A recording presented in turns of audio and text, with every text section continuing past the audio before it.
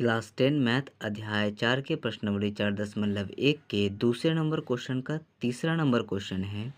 रोहन की माँ उससे 26 वर्ष बड़ी है। उनकी आयु का गुणनफल अब से 3 वर्ष पश्चात 360 हो जाएगी। हमें रोहन की वर्तमान आयु ज्ञात करनी है। तो पर इसको समझते हैं।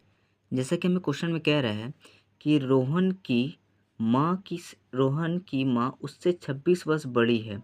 मान लीजिए रोहन अभी 10 साल का है, तो उसकी माँ उससे 26 साल बड़ी है, यानी 10 प्लस हम 26 करेंगे तो हमारे पास हो जाएगा 36 साल।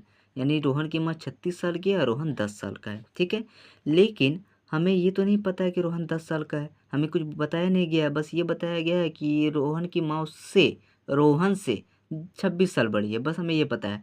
तो कि हमें जो चीज़ नहीं पता है हम उससे क्या मानेंगे, एक्स मानेंगे। तो हम मानेंगे रोहन की वर्तमान आयु जो अभी आयु है वो एक्स है।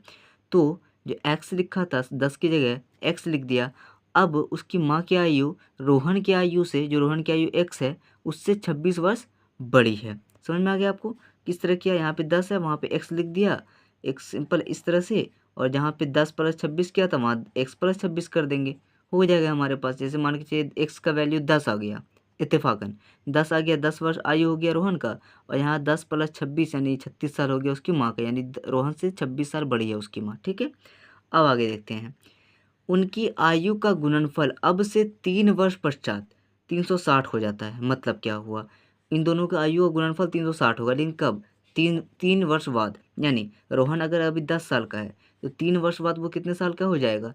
13 साल का हो जाएगा। यानी हम यहाँ पे क्या करेंगे, यहाँ पे हम 3 वर्ष बाद रोहन की आयु क्या करेंगे, एक्स प्लस 3 कर देंगे। यानी यहाँ पे अगर 10 रहता, अगर यहाँ पे 10 रहता, 10 साल का रोहन रहता, तो 3 साल बाद वो कितने साल का हो जाता? 13 साल का हो जाता। तो हम क्या करते, 10 में से 3 जोड़ते वैसे ही, लेकिन हमें 10 तो पता नहीं है, तो हम क्या करेंगे, एक्स में 3 जोड़ेंगे। एक्स इत्तेफाकन अगर 10 आ जाता है तो 10 प्लस 3 हो जाएगा, 13 हो जाएगा यहाँ पर। वैसे ही यहाँ पे हमने क्या किया, 3 वर्ष बाद रोहन की आयु एक्स प्लस 3 हो गया, और 3 वर्ष बाद उसकी माँ की आयु कितनी हो जाएगी, एक्स प्लस 26, वो 26 साल बड़ी थी, 3 साल बाद और बड़ी हो जाएगी, यानी 29 साल। एक तरह से देखा जाए तो 29 साल हो जाएगा उसका एज ज़्यादा, 29 साल एज ज़्यादा हो जाएगा रोहन से। रोहन की वर्तमान आयु से, रोहन की आयु से 3 वर्ष और बढ़ेगी ना, तो वह पहले कितनी थी, यानी मान के चलिए वो 10 साल रोहन का था पहले, और वो 26 साल और बड़ी थी उससे, यानी 36 साल बड़ी थी। ठीक है, उसमें और 3 साल बढ़ी जाएगी, यानी 36 और 3 और बढ़ जाएगी, तो कितना हो जाएगा, 39 साल हो जाएगा उसका। ठीक है, सेम इसी तरह कि एक्स में आपने 26 जोड़ा, या आप उसका वर्तमान आयु है अभी, और 3 साल बाद और बड़ी हो जाएगी, यानी एक्स प्लस 29 हो जाएगा, 26 से 29 हो जाएगा। अब अकॉर्डिंग टू क्वेश्चन क्या कह रहा है कि इसका आयु है और इसका आयु है 3 वर्ष बाद, इन दोनों को गुना करने पर 360 आता है। तो यहाँ पे मैंने लिखा है, जैसे कि लिखा हुआ है यहाँ पे, तो इन दोनों को अगर हम गुना करते हैं 360 हो जाता है। तो हमें इसको द्विघात समीकरण के रूप में लिखना है, जैसा क्वेश्चन था। तो सॉल्व करते हैं।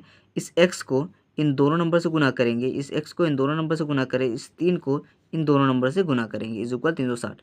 x को x से गुना करेंगे एक्स स्क्वायर, x को 29 से गुना करेंगे 29x, 3 को x से गुना करेंगे 3x, 3 को 29 से गुना करेंगे 87, इज इक्वल 360।